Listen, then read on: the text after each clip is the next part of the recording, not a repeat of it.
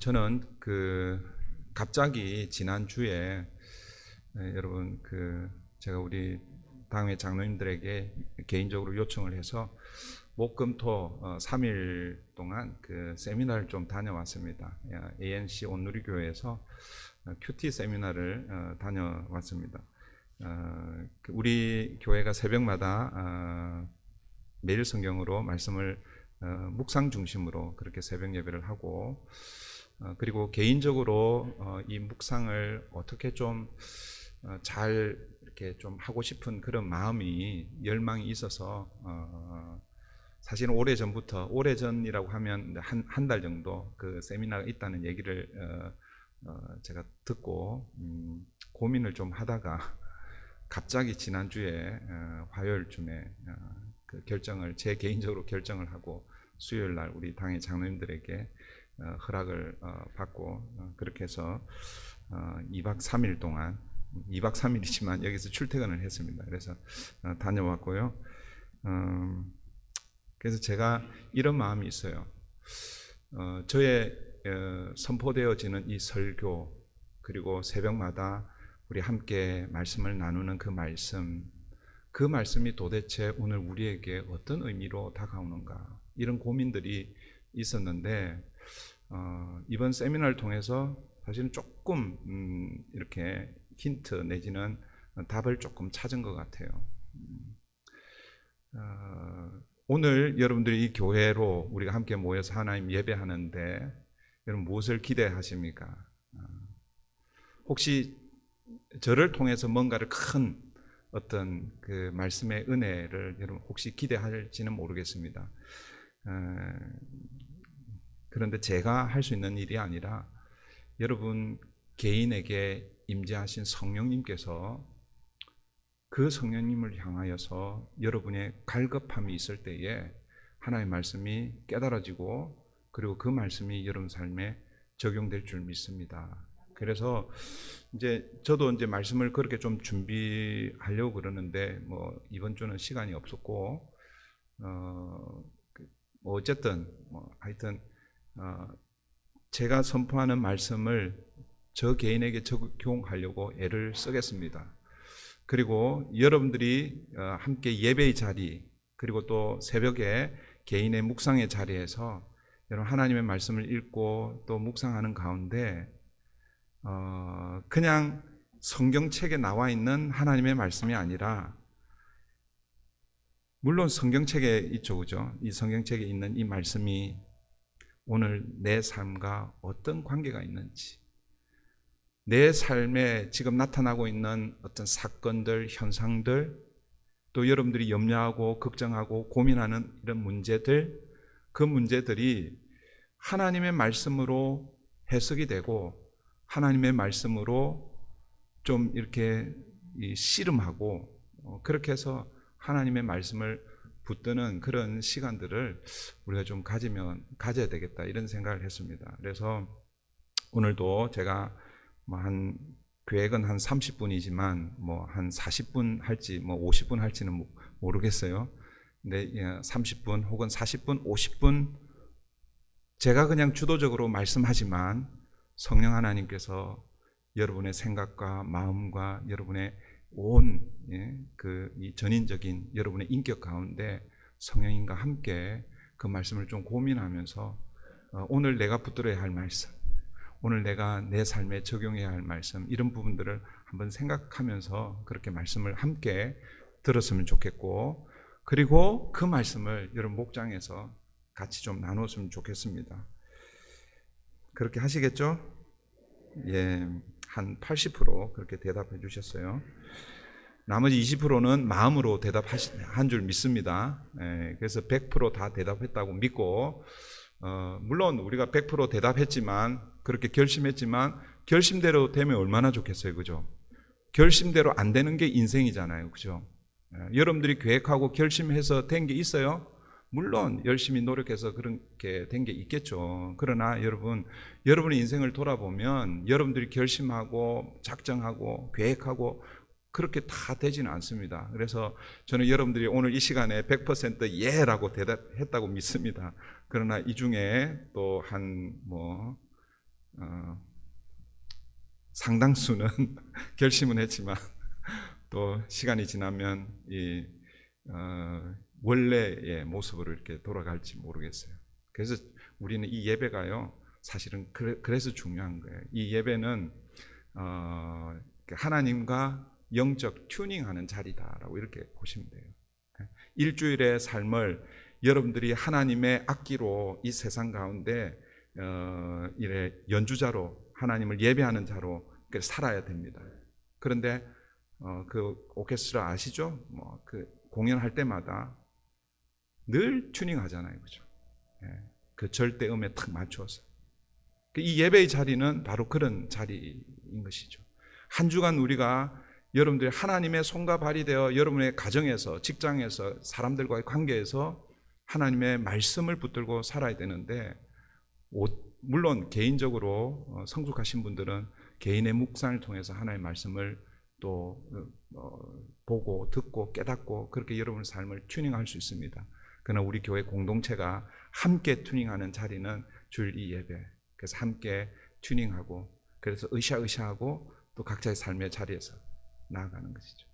월요일 날은 소리가 좀 잘 나올지 몰라요, 그죠? 그런데 화요일, 수요일, 목요일, 금요일, 토요일 되면 그게 느슨해져가지고, 그러니까 어떻게 합니까? 또 주일 함께 모여서 예배하는, 예배를 통해서 주님 주시는 은혜로, 말씀으로 힘을 얻는 저와 여러분 되기를 바랍니다. 네, 오늘은 큰 박해 중에 임하는 큰 기쁨이라는 제목으로 하나님의 말씀을 함께 나누겠습니다. 제가 서론할 때 뭐 예화나 이런 얘기를 잘 안 하는데, 예전에 읽었던 기억나는 스토리가 있어서 좀 정리를 했습니다. 아프리카에서 사역하던 한 선교사님의 이야기입니다. 이 선교사님이 원주민들과 함께 강을 건너게 되었는데, 원주민들이 아무 설명도 없이 그 강 앞에서 무거운 돌 하나를 선교사님 가슴에 탁 안겨주는 거예요. 그리고 자기들도 무거운 돌 하나를 탁 가슴에 안고 그 강을 건너기 시작하는 거예요. 그 선교사님이 처음에는 영문을 모르고 왜 이렇게 하나, 근데 이거 왜 이렇게 합니까? 이렇게 물으면 그 원주민들에게 책 잡힐 것 같아서 아무 소리 하지 않고 이렇게 따라갔습니다. 근데 강을 건너가는데 중간쯤 건너가니까 갑자기 강이 깊어지면서 급류가 쑥 이렇게 흘러가는 것을 느꼈는 거예요. 만약 이 무거운 돌을 가지고 있지 않았으면은 거기에 휩쓸려서 그렇게 떠내려갈 수 있는 그런 순간이었는데, 그 무거운 돌 때문에 그 강을 무사히 건넜다라는 것입니다. 무사히 강을 건너고 나서 선교사님이 그제서야 원주민들이 자기에게 이 무거운 돌을 안겨준 이유를 깨닫게 되었던 것이지요. 우리 인생에도 이유를 알 수 없는 이런 무거운 돌을 안고 가야 할 때가 있습니다. 특별히 우리 이 미국의 이민자로 살 때, 지금 이민 오시는 분들하고 여러분들 중에서 30년, 40년, 60년대, 70년대 이렇게 오셨던 분들하고는 사실은 많이 차이가 나죠, 그죠? 근데 처음에 오셨던 분들은 그 나라에서 딱 정해준 그 달러 외에는 또 가지고 갈 수 없다고 그러더라고요. 뭐 이렇게 들어보니까 어떤 분은 700불 딱 한정이 되어 있고, 그 전에 오셨던 분들은 300불인가 400불 이상 못 갖고 나가도록. 그러니까 그거 들고 와가지고 방 구하고 또 일자리 찾고, 물론 이제 유학생들은 또 공부하고 뭐 그렇게 하셨겠죠. 그 이민자로 살아갈 때 여러분들이 짊어져야 할 이 무거운 돌, 그게 뭐 한두 가지였겠습니까? 그죠? 그 얘기 오늘 만약에 목장에서 나누자 그러면은 교회에서 1시간에 할 수가 없을 거예요. 각자 이제 그 가정에 가서 가정에서 목장을 해야 될 것입니다. 밤새 여러분 이민생활 가운데 겪었던 이 무거운 돌을 나누면 아마 밤을 새워도 다 나누지 못할 것입니다. 어쨌든 여러분, 우리 인생이 짊어지고 가야 할 무거운 돌, 그 돌이 있을 것입니다. 그 무거운 돌의 의미를 깨닫지 못할 때는 그것은 너무나 무거운 짐이 될 것입니다. 그러나 그 무거운 돌이 내 삶에서 하나님의 말씀으로 깨달아지고 해석이 되어지면 그것은 더 이상 무거운 돌이 아닌 것이죠. 오히려 그 무거운 돌 때문에 내가 쓸려 내려갈 수 있었는데 그 무거운 돌 때문에 내가 더 주를 의지하게 되고 더 주님을 붙들게 되고 그래서 주님을 만나고 그 주님 때문에 주님의 은혜 때문에 그 상황에서 이기고 승리할 수 있었을 것입니다. 그래서 여러분 이 무거운 돌, 지금 현재 내가 짊어지고 있는 이 무거운 돌이 말씀으로 해석이 되면, 그걸 다르게 표현하면 여러분 인생에 일어나는 여러 사건들이 잘 이해가 안 되는 그런 일들이 있을 것입니다. 저는 가끔씩 이런 말씀을 드렸어요. 믿음의 능력은 무엇인가? 신앙생활 그리스도인들은 내 삶에 일어나는, 그것이 좋은 일이든 혹은 나쁜 일이든 내 삶에 일어나는 그 사건을 어떻게 해석하느냐에 따라서 내 믿음이 결정난다라는 것이죠. 믿음이 결정난다라고 표현하면 좀 그렇지만 내 믿음의 수준 정도가 드러날 것입니다. 여러분 대표적으로 이제 앞으로 우리가 사도 바울을 이제 이 사도행전을 통해서 보게 될 텐데, 여러분 사도 바울이 빌립보 감옥에 있을 때에 빌립보 교회 성도들에게, 제가 이건 정확한지 아닌지는 잘 모르겠어요.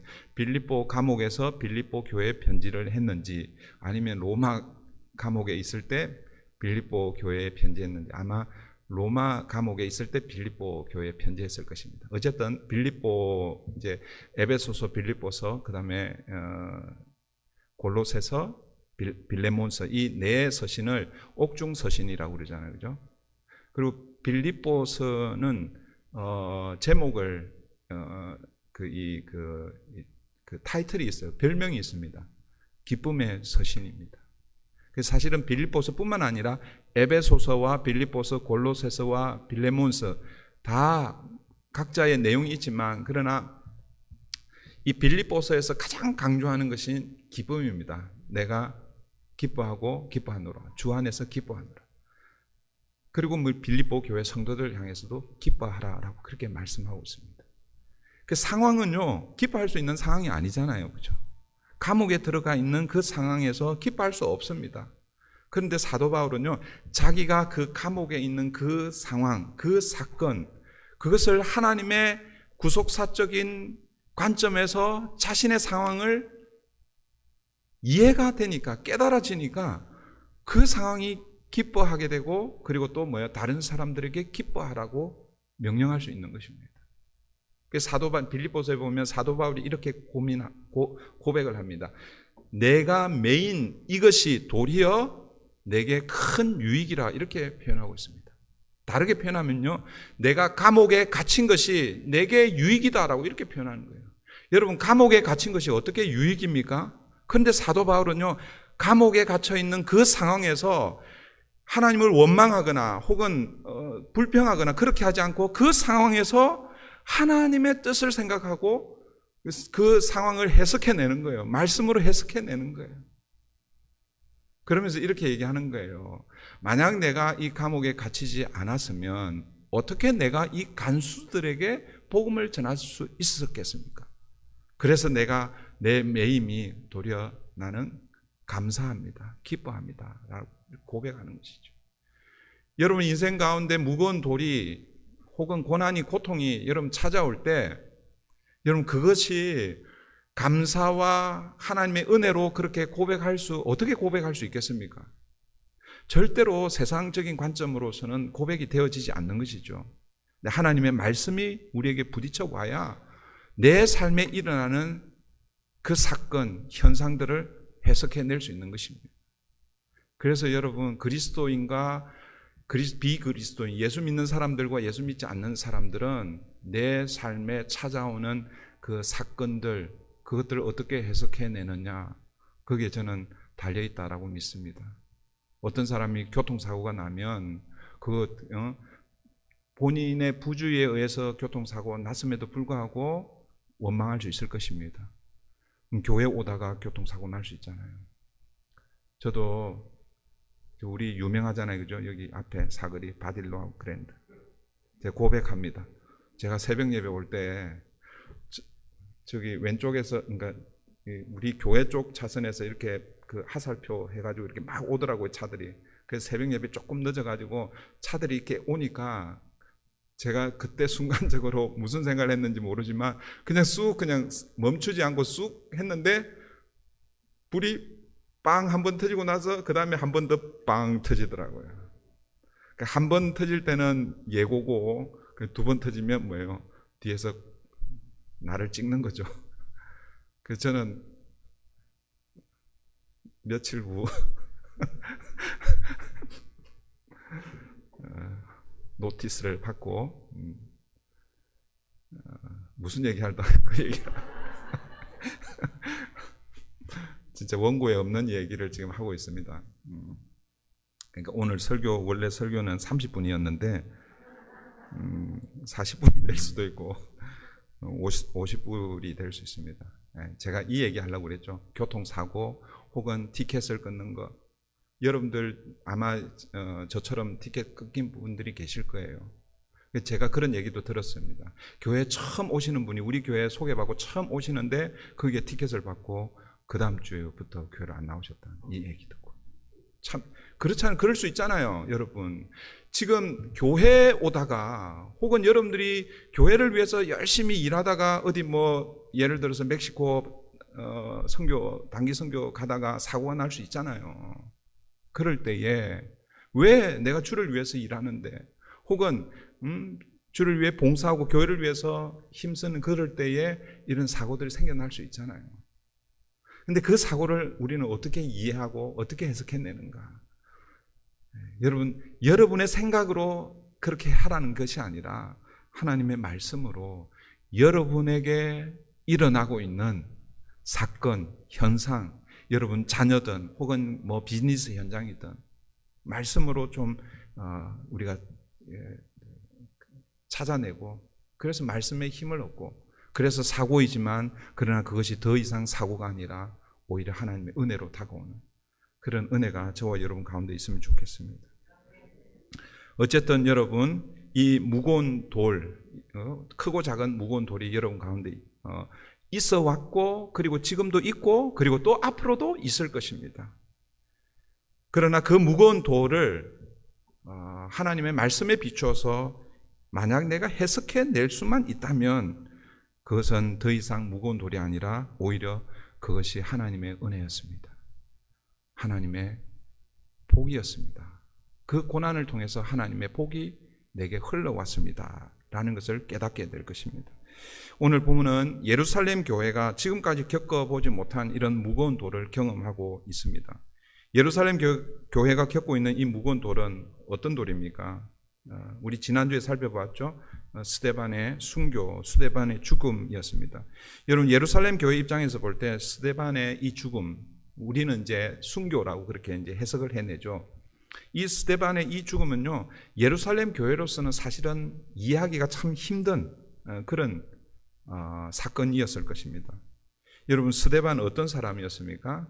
그 6장에서 이제 교회에 생겨나는 여러 가지 문제 해결을 위해서 그 선택한 7 일꾼 중에 한 사람이잖아요. 근데 이 스데반을 어떻게 표현하냐면 성령과 지혜, 믿음과 성령, 은혜와 권능이 충만한 사람이었다라고 그렇게 표현하고 있습니다. 교회를 위해서 한창 일해야 할 좋은 일꾼이었습니다. 그 여러분 하나님이 생각할 때 아니 우리가 생각할 때 아니 하나님 스데반과 같은 저런 훌륭한 저런 사람을 왜 순교 현장, 죽음의 현장에서 데려가시느냐라는 것이죠. 예루살렘 교회로서는 이해가 잘 안 되었을 거예요. 그를 좀 살려두어서 더 많은 교회의 일을 할 수 있도록 하면은 훨씬 더 하나님의 나라, 교회를 위해서 더 좋은 것 아닙니까? 우리 이렇게 생각할 수 있단 말이에요. 그런데 갑자기 스데반이 순교를 당했습니다. 예루살렘 교회로서는 엄청난 충격을 받았을 것입니다. 스데반의 죽음으로 끝이 아니죠. 오늘 본문은요, 그 스데반의 순교 이후에 예루살렘 교회에 엄청난 박해가 일어나고 있다라는 것이죠. 여러분 이 박해는요, 물론 이제 앞으로 시간이 지나면은 더 큰 박해가 기다리고 있지만 우리가 지금 사도행전 3장 이후부터 이렇게 살펴볼 때 교회 박해가 있었잖아요, 그죠? 근데 그런 박해하고는 이게 차원이 다른 비교가 안 될 정도의 큰 박해였습니다. 그 전에 어떤 박해가 있었습니까? 사도행전 3장에서 베드로와 요한이 성전 민문에 앉아있는 안전병을 일으키는 사건이 있었죠. 그 사건 때문에 이 베드로와 요한이 사내들인 공회에 잡혀갑니다. 근데 그날이 해가 지는 그 시간이었기 때문에 거기서 바로 재판 이루어질 수 없어서 그 다음날 감옥에 갇히고 그 다음날 사내들인 공회에서 재판을 받게 되죠. 근데 그 재판의 결과는 이것이죠. 더 이상 예수의 이름, 예수의 도를 전하지 말라라고 경고, 위협하면서 그렇게 보내줬어요. 물론 생명의 위협은 받긴 했지만 이 육체적인 어떤 그런 가해는 없었습니다. 그런데 5장에 넘어가면 5장인가요? 4장 이후 5장에 가면 5장이죠. 5장에 가면 다시 이 사도들이 그전에는 베드로와 요한 두 사도만 갇혔는데 5장에 가면 사도들이라고 했습니다. 그래서 12사도, 마띠아, 가룟 유다를 대신한 마띠아도 포함을 해서 12사도가 다 갇혔는지는 모르지만 상당히 많은 사도들이 감옥에 갇혔습니다. 그리고 그날 밤에 풀려났죠. 천사가 이끌어서. 그런데 재판하려고 보니까 이 사도들이 솔로몬 행각에서 말씀을 전하고 있는 것을 보고 다시 그들을 데려와서 사내들인 공회에서 재판을 하잖아요. 거기 또 그때 가말리엘이라는 이 율법 교사가 일어나서 그의 이 변호에 의해서 사실은 풀려납니다. 그런데 그때 풀려날 때 어떻게 풀려났습니까? 경고뿐만 아니라 그들이 채찍질을 당했다라고 그렇게 표현하고 있죠.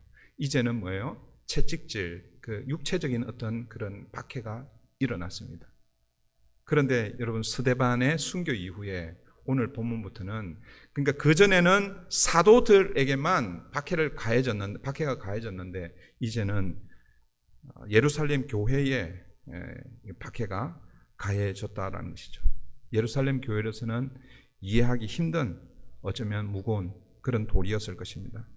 그러나 우리가 사도행전의 역사를 통해서 알 수 있는 것은 이 스데반의 순교 이후에 예루살렘 교회에 그 결과로 박해가 일어났지만, 그래서 그것이 그 당시에는 무거운 돌처럼 그렇게 느껴졌겠지만, 그러나 시간이 지나면서 우리는 이미 알잖아요. 보니까 그게 오히려 순교가, 박해가 무거운 돌이 아니라 하나님의 나라 확장의 큰, 어떻게 보면 결정적인 계기가 되었다라는 것입니다. 그래서 이 스데반의 순교와 그리고 예루살렘 교회의 박해 때문에 어떻게 보면 사도행전 7장까지 보면 생명의 복음이 예루살렘 지역에만 딱 머물러 있었습니다. 마치 복음을 예루살렘에만 딱 가두어 놓은 것처럼. 그런데 스데반의 순교와 교회의 박해로 인해서 이 생명의 복음이 유대와 사마리아와 땅끝까지 이르는 계기가 되었다라는 것이죠. 그런 차원에서 하나님 나라의 이 구속사적인 관점에서 보면 스데반의 순교 그리고 예루살렘 교회의 박해는 무거운 돌이었으면 분명하지만, 그러나 그것이 하나님 나라에서는 너무나 큰 은혜고 축복이고 복음이 이제는 세계를 향해서 나아가는 그런 계기가 되었다라는 것이죠. 저는 오늘 스데반의 순교가 어떤 열매를 맺고 있는지 오늘 본문을 통해서 한 3가지 정도를 살펴보려고 합니다. 첫 번째는 사울이라는 한 청년이 바울이 되는 그런 계기를 마련하게 되었다라는 것이죠. 1절하고 3절을 한번 보겠습니다. 1절 보시면, 사울은 그가 죽임당함을 마땅히 여기더라. 그날에 예루살렘에 있는 교회에 큰 박해가 있어 사도 외에는 다 유대와 사마리아 모든 땅으로 흩어지니라. 3절도 한번 보십시오. 사울이 교회를 잔멸할새 각 집에 들어가 남녀를 끌어다가 옥에 넘기니라. 그러니까 전도자 바울, 그러니까 우리는 이제 바울이 전도자, 복음을 전하는 사람이었습니다. 그런데 전도자 바울이 되기 이전에 사울의 모습을 오늘 8장 1절하고 3절에서 소개하고 있습니다. 물론 이제 9장에 가면 또 그 사울의 행적이 나타나는데 그때 가서 우리가 보도록 하고, 오늘 본문에서 사울 어떤 사람입니까? 1절에서 보면 이 사울은요, 스데반의 죽음을 어떻게 해요? 당연하게 여기는 사람이었죠. 마땅히 여기더라. 그러니까 스데반의 죽음이 뭐라는 거예요? 그거 죽을 만하다라는 그런 의미죠. 그리고 스데반 한 사람만 죽은 것에 만족하지 않고 이 사울이요 더 나아가서 교회 전체를 박해하고 있습니다. 3절 보시면 사울을 어떻게 표현하냐면 교회를 잔멸하는 자로 그렇게 소개합니다. 각 집에 들어가서 남녀를 끌어내어 이 박해를 가하고 죽였는지 안 죽였는지는 모르지만 그렇게 박해하는 그 사울을 이렇게 표현하고 있습니다. 교회를 잔멸하는 자. 여기서 이 잔멸하다라는 이 원래 뜻은 멧돼지가 포도원, 당시 유대인들에게 그 포도원이 있잖아요, 그죠? 포도원이 우리는 여기도 저기 와이너리 샌프란시스코 쪽 올라간 거기 와이너리 많이 있잖아요, 그죠? 아직 한 번도 안 가본 한 번 가본 것 같으네요. 거기 올라가면 LA 와가지고 처음에 여행 시간이 있어서 여행할 때. 근데 거기 유명한 와이너리 뭐 이름은 모르겠어요. 기억이 안 나는데 한번 이렇게 지나간 것 같은데 거기 포도 나무가 어떻게 좀 낮아요? 어때요? 높아요? 낮아요? 기억이 잘 없습니다. 우리가 생각하는 그게 나무가 이렇게 높지가 않아요, 그죠? 다 이렇게 손으로 딸 수 있도록 그렇게 해놓았을 텐데, 근데 이 당시에 우리 복음서를 보면 포도원에 관한 그런 이 비유 이런 것들이 있잖아요, 그죠? 그 당시 이 포도원들이 많이 있었습니다. 근데 이때 이 멧돼지가 포도원을 이렇게 들어가서 그 포도원 밭을 상하게 한다라는 것이죠. 그러니까 멧돼지가 포도원을 이렇게 상하게 하듯이, 그리고 또 다른 의미는 사나운 야생 동물이 난폭하게 자기보다 더 약한 동물을 이렇게 살점을 물어뜯는 그런 것이 잔멸하다라는 그런 표현이라는 것이죠. 이 사울이 교회를 그렇게 박해했다라는 그런 의미입니다. 그런 사울을 하나님은 어떻게 해요? 박해자 사울에서 복음을 전하는 전도자 바울로 변화시키죠. 저는 그 결정적 계기가 바로 여기서부터 시작된다라는 것입니다. 그래서 여러분 기억하십시오. 첫 번째, 스데반의 순교는 사실은 예루살렘 교회로서는 굉장히 아픈 무거운 돌처럼 여겨졌지만, 그러나 더 넓은 의미의 하나님 나라의 관점에서, 말씀을 하나님의 구속사의 관점에서 바라보면 스데반의 죽음은 박해자 사울을 전도자 바울로 만드는 그 순교의 피로 새로운 이 복음 전도자를 세워가는 하나님의 모습을 우리가 보게 되는 것이죠. 두 번째, 스데반의 이 순교의 의미 혹은 순교의 열매는 예루살렘 교회로 하여금 교회가 흩어지도록 그렇게 했다라는 것이죠.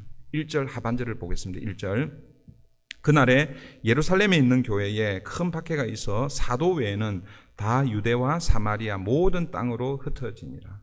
그러니까 스데반의 죽음은 초대 교회를, 예루살렘 교회를 흩어지게 했다라는 거예요.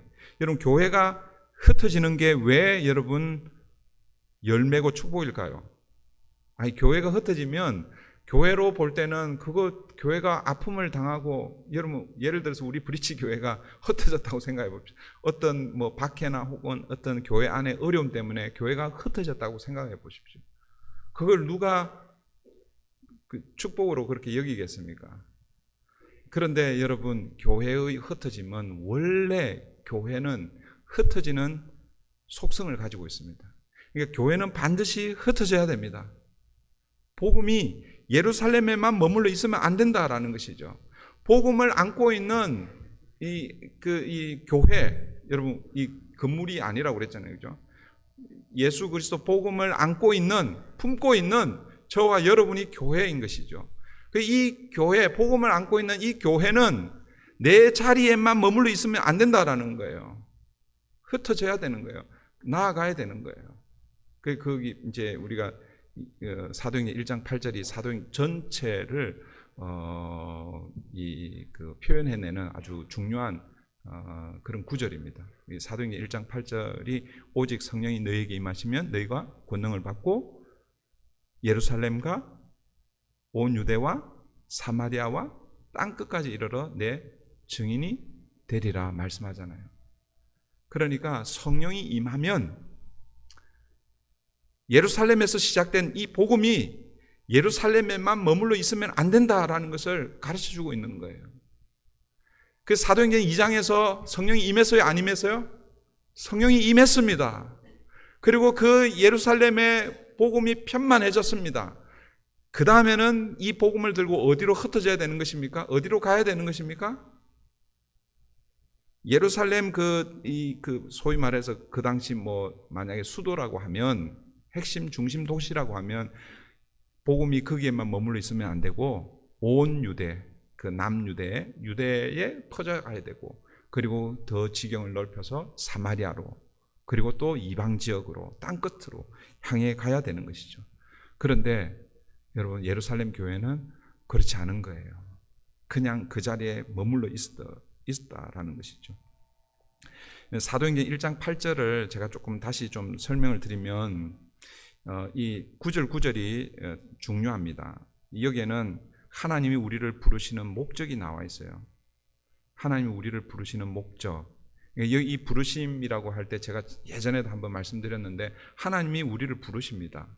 근데 하나님의 부르시면 두 가지 종류의 부르심이 있다고 말씀을 드렸어요. 이런 거는 기본적으로 좀 기억을 해 주시면 좋겠어요. 첫 번째는 하나님이 우리를 구원으로 부르십니다. 구원으로 초청하십니다. 하나님은 모든 사람이 예수 그리스도 복음 앞에 엎드려져서 하나님의 자녀가 되기를 원하시는 거예요. 오늘 저와 여러분은 그 부르심에 응답해서 지금 여기에 있는 것이죠. 여러분들은 다 하나님의 첫 번째 부르심에는 다 응답했습니다. 믿습니까? 아멘. 네. 또 80% 대답하시고 20%는 마음속으로 대답하시고 100% 대답했다고 믿어요. 여러분 여기에 계신 분들은 다 하나님의 백성, 하나님의 자녀, 구원받은 자로 믿습니다. 근데 혹시 찜찜하면 여러분 그거 가지고 주님 앞에 엎드리셔야 돼요. 하나님, 저는 하나님의 그 첫 번째 부르심에 제가 반응했습니까? 제대로 응답했습니까? 여러분의 구원을 의심해 봐야 돼요. 그렇다고 해서 나는 구원 안 받은 것 같다 이렇게 하고 결론을 내리고 교회를 떠나가면 안 됩니다. 만약에 여러분 확신이 없으면 하나님, 내가 구원받은 확신을 좀 가르쳐 주십시오. 보여주십시오. 그럴 때에 성령님께서 여러분 찾아오실 것이에요. 제가 어릴 때부터 교회를 다녀서 저는 당대 신앙인입니다. 제 아내 쪽하고 하면 틀려요. 제 아내 쪽은 3대, 4대째인데 저는 당대예요, 당대. 그 말은 뭐냐면 제 부모님들이 예수를 믿지 않았고 우리 조상들이 예수를 믿지 않았습니다. 근데 그 시골에 아주 오래된 교회가 있었어요. 지금 한 110년, 20년쯤 된 것 같아요. 제가 정확하게 역사를 모르겠는데 그 시골에 그 교회가 있었어요. 근데 그 교회 때문에 제가 8살, 7살, 8살 이때 교회를 나가기 시작했어요. 그때 제가 구원을 받았겠어요? 안 받았겠어요? 잘 모르죠? 저도 몰라요. 그때 내가 구원을 언제 내가 구원을 받았는지 잘 몰라요, 저도. 근데 저는 교회를 열심히 다니고 있었기 때문에 구원받았다라고 생각한 거예요.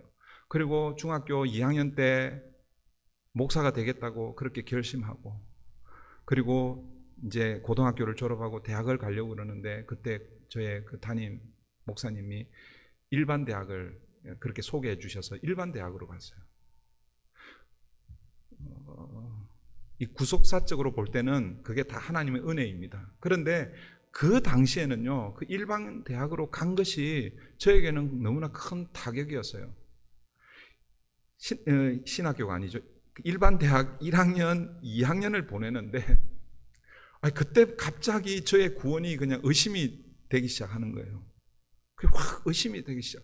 그래서 소위 말하는 여러분 대학 1학년, 2학년들이 하는 거 있잖아요, 그죠? 여러분 상상에 맡길게요. 그런 거 이제 하기 시작하는 거예요. 친구들 모여서 밤늦게까지 막 이렇게. 그렇게 해서 3학년이 되었어요. 3학년이 되어서 방황하고 있는데, 그런데 참 하나님의 은혜로 제가 이거 다 예전에 얘기했어요. 근데 그때 교회를 떠나지 않고 학교에서 제 일주일의 삶에서는 마음대로 살다가 또 일요일 되면, 주일 되면 어디로 가는 거예요? 교회로 가는 거예요. 참 그게 하나님의 은혜였던 것이죠. 그렇게 교회를 다니고 있는데, 그런데 그때 한번 고민을 하기 시작한 거예요. 내가 이런 이중 생활을 하고 있는데 내가 진짜 구원받았는가, 이런 생각을 하게 되는 거죠. 그래서 제가 하나님께 이렇게 질문을 했어요. 하나님, 당신이 정말 살아계시면 내게 한번 좀 짜잔하고 한번 좀 나타나 보십시오. 그게 어떤 것이든지. 그렇게 기도하기 시작했어요. 그 대학 3학년 때 제가 ROTC를 지원했거든요. 그때 3학년 여름에 이제 그 경기도 광주 문무대라는 데 있습니다. 거기 한 달 동안 입소해서 훈련하는 시간이 있었어요. 거기서 주님의 은혜를 경험하게 되었어요. 거기서 저는 구원의 확신을 다시 가지게 되었습니다. 여러분, 자, 다시 제가 7살, 8살 때부터 교회를 다녔습니다. 그때 구원을 받았겠어요? 안 받았겠어요? 잘 모르죠? 저도 잘 몰라요. 그 다음에 그러면 대학 3학년 때 내게 찾아오셔서 내가 너를 사랑한다, 내가 너와 함께 하겠다라고 말씀하시는 그 하나님의 음성이라기보다는 그 하나님의 그 이 마음을 저 내적 인너 보이스로 제가 듣게 되었어요. 자, 그러면 대학 3학년 때 그때 제가 구원을 받았겠어요? 안 받았겠어요? 그때 받았겠어요? 구원의 시점은 제가 잘 몰라요. 구원의 시점은 제가 7살, 8살 때부터 시작해서 언제 제가 구원을 받았는지는 몰랐어요. 근데 구원을 받았다고 생각할 때는 열심히 신앙생활하고 교회 다니고 막 그렇게 했어요. 그런데 어느 날 대학생이 되어서 제 안에 구원이 의심되기 시작한 거예요. 그 3학년 때 그때 제가 확신을 갖게 된 거예요. 저의 구원은요, 7살, 8살 때부터 시작해서 그리고 대학 3학년 그 어느 시점에서 구원의 역사가 일어났을 것입니다. 성령이 제 가운데 임하셨습니다. 그런데 성령이 임하는 것은 우리가 알 수 있다고 그랬어요? 없다고 그랬어요?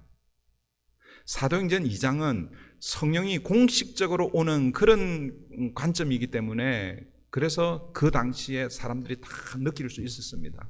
그러나 그 이후에 개인적으로 성령의 임함은요, 사실은 잘 알 수가 없는 거예요. 그래서 예수님이 요한복음 3장에서 성령으로 거듭나는 것을 설명을 하다가 마지막에 어떻게 설명합니까? 바람이 어디에서 와서 어디로 가는 것을 모르지만 그러나 바람이 있다, 이렇게 말씀하시는 거예요. 성령으로 거듭나는 것이 언제 어떻게 그렇게 거듭나는지 우리가 알 수 없지만 그러나 성령으로 거듭나는 그 사건이 일어난다라는 것이죠. 저는 언제 예수를 인격적으로 고백해서 예수를 믿고 구원을 받았는지 그 7, 8살 때부터 시작해서 있었을 거예요. 그런데 구원의 확신은 제가 그때 대학 3학년 이 훈련 받을 그 자리에서 그날 하루 종일 훈련 받는데 하루 종일 눈물 흘렸어요. 옆에서 훈련 같이 하는 아마 쟤는 뭐야? 아마 쟤 이상하게 된 거 아닌가 이렇게 생각했을지 몰라요. 그런데 그냥 하루 종일 그러면 좀 거짓말이고 그 주님이 제게 탁 왔을 때부터 시작해서 한 몇 시간 동안 그런 일이 있었습니다. 또 뭐 설명하다가 부르심 기억하십시오. 부르심 3월 12일 하나님의 부르심에는 두 가지가 있다는 걸 우리 박 목사가 얘기를 했는데 그 두 가지 부르심 중에 첫 번째 부르심은 하나님의 백성으로 구원으로 부르시는데 나는 그 구원의 부르심에 내가 응답했는지 구원의 확신을 가지고 살아가는지 아리까리하면 어떻게 해요? 의심하라고 그랬어요. 의심. 저처럼 그렇게 의심하지 마세요. 막 그냥 그 당시 대학생들이 하는 것처럼 그렇게 의심하지 말고 기도의 자리에 말씀으로 가서 하나님, 내가 구원받았는지 안 받았는지 잘 모르겠어요. 하나님 가르쳐 주십시오. 기도하고 말씀을 읽고 그럴 때 하나님 분명히 응답해 주실 것입니다. 그 다음 두 번째 부르심이 있어요. 두 번째 부르심. 두 번째 부르심은 첫 번째 부르심에 응답한 사람들을 다시 부르시는 거예요. 어떤 부르심이겠습니까? 사명으로 부르시는 것이죠. 하나님의 나라의 일꾼으로 부르시는 것입니다. 여러분, 우리는 다 이 두 부르심에 응답해야 되는 거예요. 오늘 이 사도행전 1장 8절을 다시 잘 보시면 여기에는 하나님이 우리를 부르시는 두 번째 부르심의 목적이 나와요. 그게 뭡니까? 그게 바로 우리를 뭐 삼으시겠다는 거예요? 증인 삼으시겠다라는 것이죠. 오직 성령이 너희에게 임하시면 너희가 권능을 받고 예루살렘과 온 유대와 사마리아 땅 끝까지 이르러 너희가 내 증인 되었으면 좋겠다라는 거예요. 지금 이 말씀은 지금 12사도들을 향해서 부르시는 그 부르심이죠. 그런데 이 12사도들에 의해서 마가 요한 다락방에 120명의 성도들이 생겨나고, 물론 그 전에 있었겠죠. 그리고 거기에 성령이 임함으로 예루살렘 교회가 시작되고, 그리고 그 교회가 2000년의 역사를 이어오며 곳곳에 교회가 생겨났는데, 이 부르심은 모든 교회를 향해서 부르시는 부르심이다라는 것입니다. 여러분들이 교회 맞습니까? 네. 이번에는 한 10%만 대답하고 90%는 마음속으로 다시 여러분들이 교회 맞습니까? 네. 여러분들이 교회 맞다면 이 부르심에 우리가 응답해야 되는 거예요. 아, 주님이 나를 증인으로 부르시는구나. 그런데 증인이 되기 위해서는 전제 조건이 있습니다. 그게 무엇입니까? 성령이 임해야 된다는 거죠. 오직 성령이 너에게 임하시면. 증인의 삶을 살기 위해서는 성령을 경험하지 않으면 할 수 없다라는 것입니다. 성령 외에는 다른 조건이 없다라는 것을 표현하기 위해서 성령을 이렇게 강조하고 있죠. 오직 성령이 너에게 임하시면. 우리가 예수의 증인의 삶을 살도록 하나님이 우리를 부르셨는데 다른 어떤 것으로 증인의 삶을 살 수 없다라는 것입니다. 여러분의 학력으로, 여러분의 재물로, 여러분의 인생 경험으로 안 된다라는 것입니다. 우리가 증인의 삶을 살 수 있는 유일한 조건은 오직 성령이 임해야 된다는 것이죠. 그걸 다르게 표현하면 첫 번째 부르심을 경험한 사람이 주님의 증인이 될 수 있다라는 것이죠. 내가 구원받지 않았는데 어떻게 예수를 전할 수 있겠습니까? 어떻게 예수가 구원자이십니다라고 그렇게 말할 수 있겠습니까? 오직 성령이 임한 자에. 그리고 이 복음을 전해야 할 지역을 이 사도행전 1장 8절에 우리에게 소개해 주고 있죠. 그게 계속 얘기했지만 예루살렘, 유다, 그리고 유대, 사마리아 땅끝까지입니다. 예루살렘에서 시작된 이 복음이 땅끝까지 전해져야 한다라는 것이죠. 그런데 여기에 우리가 좀 중요하게 살펴보아야 할 단어가 있습니다. 예루살렘과 온 유대와 사마리아와 땅끝까지, 그 다음에 뭐예요? 이르러예요. 이르러. 그러니까 이걸 좀 더 풀었으면요, 예루살렘에 이르러 내 증인이 되어 달라는 거죠. 온 유대에 이르러 내 증인이 되어 달라는 것입니다. 사마리아에 이르러 내 증인이 되어 달라. 그리고 땅 끝까지 이르러 내 증인이 되어 달라는 거예요. 그러니까 이 이르러라는 이 단어를 다르게 표현하면 거기로 가서, 거기로 흩어져서라는 그런 의미입니다. 그러니까 여러분, 이 교회의 속성은요, 가서 흩어지는 중요한 속성을 가지고 있다라는 것입니다. 그런데 스데반의 순교와 예루살렘 교회의 박해가 없었을 때는 우리 여기가 조사오니 그런 심정으로 예루살렘 교회를 중심으로 그 생명의 복음을 예루살렘 교회 안에 가둬놓고 있었다라는 것이죠. 그런데 하나님은 기다리고 기다렸을 거예요. 그런데 안 되니까 안 되겠다. 그래서 후 하고 흩으시는 것이죠.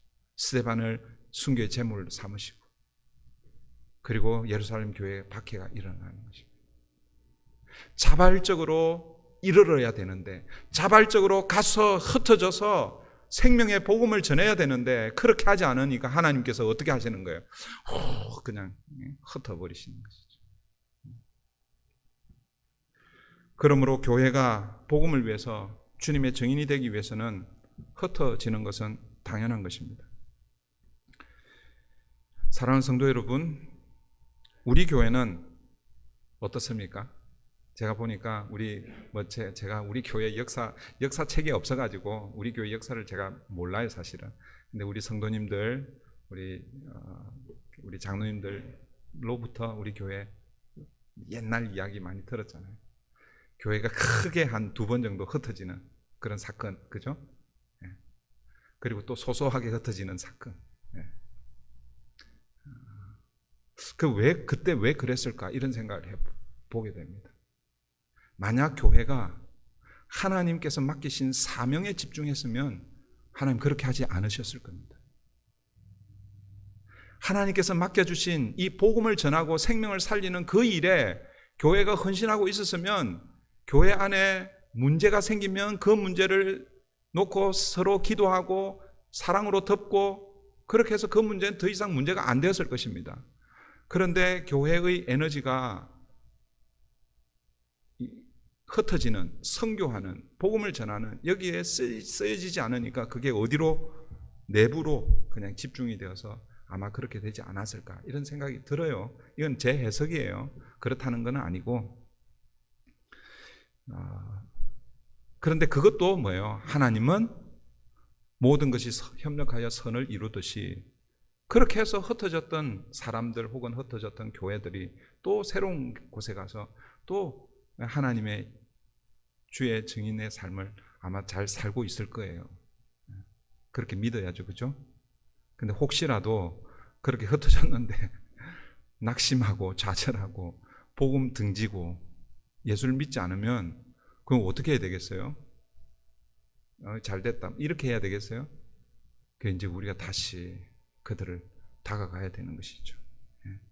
사랑하는 성도 여러분, 우리 교회는 하나님이 흩어지기 전에 우리가 먼저 자발적으로 흩어져야 하는 것입니다.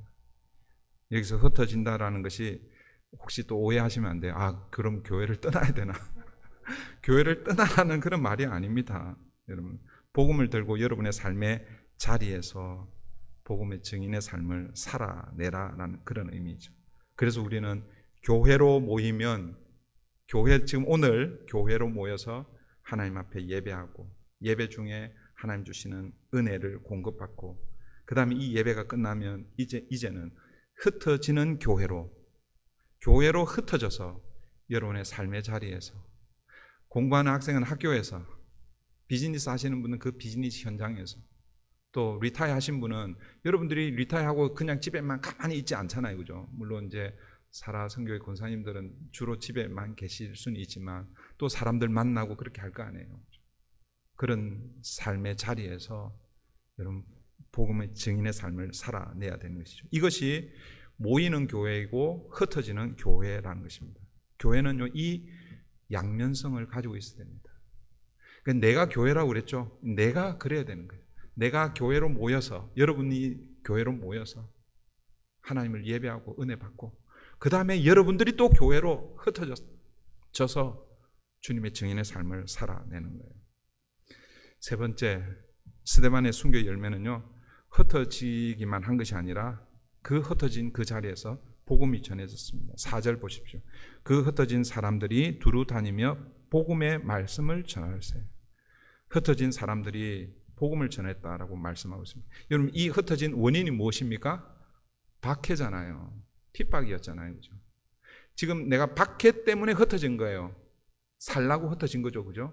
그럼 그 흩어진 곳에서 복음을 전하면 돼요, 안 돼요? 박해를 안 받으려면은 그 흩어진 곳에 꽁꽁 숨어 있는 게 안전하잖아요, 그죠? 지금 내가 박해 때문에 제가 그 박해를 피해서 흩어졌는데 그 박해를 안 받기 위해서는 그 흩어진 곳, 거기에 꽁꽁 숨어서 예수 안 믿는 것처럼 그렇게 살아야 되잖아요, 그죠?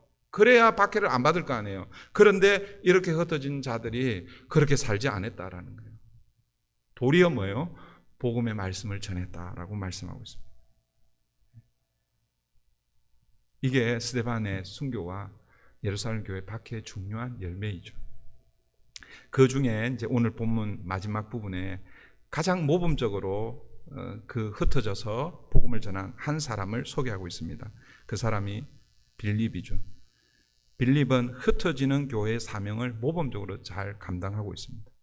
특별히 이 빌립은요, 다른 지역, 어느 지역으로 가냐면 사마리아 지역으로 가서 복음을 전했습니다. 여러분, 사마리아는 우리가 잘 알잖아요. 유대인들이 어떻게 생각했는지. 그 갈릴리에서 예루살렘으로 오려면 사마리아를 통과하면 가장 짧은 거리인데, 근데 그 사마리아 지역을 통과하고 싶지가 않아가지고 동쪽 요단강을 건너가지고 쭉 내려와서 그 다음에 남쪽 요단강을 건너서 그렇게 해서 한 2배 이상 더, 2배까지인지는 모르겠는데 어쨌든 그렇게 수고해서 사마리아를 통과하지 않으려고 그랬습니다. 그렇게 사마리아를 멸시하고 이방인들보다도 더 개같이 그렇게 했던 사람들이 사마리아입니다. 그런 사마리아 지역의 빌립이, 그는 헬라인 유대인이었지만 그는 그들에게 가서 복음을 전했습니다. 그 복음을 전하니까 어떤 일이 일어나는가? 6절 7절 보십시오. 무리가 빌립의 말도 듣고 행하는 표적도 보고 한 마음으로 그가 하는 말을 따르더라. 많은 사람에게 붙었던 더러운 귀신들이 크게 소리를 지르며 나가고 또 많은 중풍병자와 못 걷는 사람이 나으니 많은 기적이 일어났습니다. 여러분, 스데반을 통해서도 많은 기적이 일어났죠. 기적과 표적과 기사가 일어났다고 그랬어요. 근데 오늘 빌립도 집사입니다. 빌립도 7 집사 중에 한 사람인데 이 사람을 통해서도 더러운 귀신이 나고 중풍병자들이 낫고 못 걷는 사람들이 걷게 되었습니다. 그리고 무엇보다도 복음이 전해져서 그 사마리아, 암흑으로 가득해 있던 그 사마리아 성에 이전에 한 번도 경험하지 못했던 기쁨이 그 성에 가득했습니다. 8절 보십시오. 8절, 그 성에 큰 기쁨이 있더라. 이것이 바로 복음의 능력입니다. 저는 우리 교회에서도 이런 일들이 좀 일어났으면 좋겠어요. 제가 능력이 있어야 그렇게 일어날 것 같죠. 여러분, 빌립이 능력이 있어서 그렇게 됐을까요? 저는 그렇게 보지 않습니다. 빌립은 생명의 복음을 전했고, 그리고 사마리아 성에 있었던 그 사람들은 생명의 복음을 듣고 받아들이고, 그래서 그 가운데 성령이 역사한 것이죠. 오늘 우리 교회 안에 이런 역사가 일어나지 않는 이유는 2가지겠죠. 첫 번째, 제가 생명의 복음을 전하지 않거나, 혹은 생명의 복음을 전하고 있는데 여러분들이 듣기는 듣는데 그냥 듣고 여기 이렇게 가거나, 그 말은 그 말씀을 믿지 않는 것이죠. 말씀을 믿지 않는데 어떻게 그 가운데 생명의 역사가 일어날 수 있겠습니까? 우리 앞으로 함께 기도하십시다. 우리 안에 이런 사도행전에 일어났던 이런 사건들이 다 일어나기를 그런 게 아니라 정말 우리 안에 여러분의 삶의 자리에서 짊어지고 가고 있는 그 무거운 짐, 무거운 돌들이 더 이상 무거운 짐, 무거운 돌이 아니라 하나님의 말씀으로 해석을 해보니까 그때 그 돌이 나를 힘들게 하고 어렵게 했는데 그게 오히려 나를 세우기 위해서, 나를 살리기 위해서 하나님께서 그때 주셨구나. 그렇게 해석해낼 때 여러분의 삶은 새로워질 거예요. 달라질 거예요. 여러분, 저는 사실 한국에 있을 때 이 정신 질환, 우울증 이런 거에 대해서 사실은 생각을 해보지 못했어요. 그런데 미국에 와서 이민교회를 접하면서 얼마나 많은 정신질환자들이 있는지, 우울증을 앓고 있는지, 여러분 아시는 분들은 아시지만 우리 둘째도 오랫동안 지금 우울증을 앓고 있습니다. 근데 저는 우리 둘째를 위해서 사실 솔직히 제가 말씀드릴게요. 제 아내는 열심히 기도하고 있는데 저는 사실 제 둘째의 영혼에 대해서 별로 관심이 없었어요. 그냥 아프거나 이런 정도의 생각을 한 거예요. 근데 우리 둘째가 생명의 복음의 말씀을 좀 받으면 이길 수 있지 않을까 이 생각을 했어요. 그래서 제가 좀 마음의 자세를 다시 고쳐 잡고, 혹시 여러분 가운데 지금 우울하신 분들 계십니까? 예배 끝나고 나면 집에 가면 이것 때문에 골머리 아프고 이런 분들 계십니까? 그런 분들이 같이 예배할 때에 하나님의 말씀이 내게 좀 부딪혀 올 때에 그래서 그런 문제들이 좀 해결되고 이런 일들이 우리 교회 안에 일어나기를 바랍니다. 그래서 오늘 사마리아 이 성이 그 성에 큰 기쁨이 있더라라고 고백한 것처럼 여러분 우리가 함께 예배하고 주의 말씀 붙들고 살 때에 지금 내 상황은 어렵고 힘들지만 고난 가운데 있지만 돈이 없어서 혹은 뭐 다른 어떤 이 언어가 잘 안 되고 또 신분의 문제 때문에 이런 것 때문에 지금 현재는 참 힘들지만 그런데 말씀 깨닫고 나니까 그 가운데서도 기쁨이 있고 감사가 있고 하나님께서 그 인생을 이끌어 가실 줄 믿습니다. 이제 말씀을 맺습니다. 사도행전 8장이 어떻게 시작이 되었어요? 스데반의 죽음으로 예루살렘 교회 큰 박해로 시작이 되었죠. 물론 아직 사도행전 8장이 끝나지는 않았지만 오늘 본문의 마지막 결론이 무엇입니까? 큰 기쁨으로 끝나고 있습니다. 큰 박해 중에 하나님께서 그 가운데 큰 기쁨을 주시고 계십니다. 사랑하는 성도 여러분, 이것이 바로 예수 믿는 사람들의 결론입니다. 처음에는 예수 믿는 것이 잘 이해가 안 될 수 있습니다. 예수 믿으면 만사 형통이라고 했는데 예수 믿어도 안 되는 일이 있어요. 그죠? 그런데 복음을 바르게 깨닫게 되면 하나님의 말씀이 내게 바르게 들어오기만 하면 그래서 내 삶에 일어나는 어떤 사건도 그것이 실패이든 성공이든 하나님의 말씀으로 내 삶이 해석되어지면 실패도 형통이고 성공도 형통일 줄 믿습니다. 제가 옛날에 만사 형통을 싫어했어요. 그런데 제가 생각을 좀 고쳐 먹기로 했습니다. 예수 믿으면 만사 형통 맞습니다. 제가 회개할게요. 예수 믿으면 만사 형통 맞습니다. 그런데 그 만사 형통을 우리는 잘못 해석하는 거예요. 세상적인 관점에서 모든 것이 잘 되는 것을 만사 형통이라고 그러는데 그런데 성경적인 만사 형통은 그게 아니에요. 세상에서 실패해도 그 가운데서 예수를 만나면 그게 그 사람에게는 만사 형통인 것이죠. 세상적으로 볼 때 성공했는데 그런데 그 성공한 사람이 이게 내 힘으로 한 것이 아니라 주님께서 그 형통한 삶을 통해서 다른 어떤 하나님의 뜻을 이루기 위해서 주셨다면 그게 만사 형통. 그래서 예수 믿는 사람은요, 실패도 만사 형통이고 성공도 만사 형통이고 교통사고가 나도 만사 형통이고 그리고 여러분이 자녀들이 잘 돼도 만사 형통이고 자녀가 어렵고 힘들고 아파도 만사 형통이고 그게 뭐예요?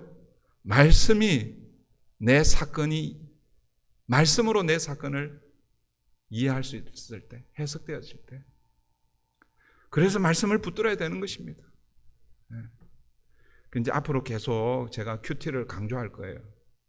우리 지금 새벽마다 매일 성경을 지금 하고 있는데 하여튼 지금 우리 교회 한 38권, 40권 정도 안 사시는 분들은 제가 다 사드리고 싶어요. 그런데 여러분 공짜는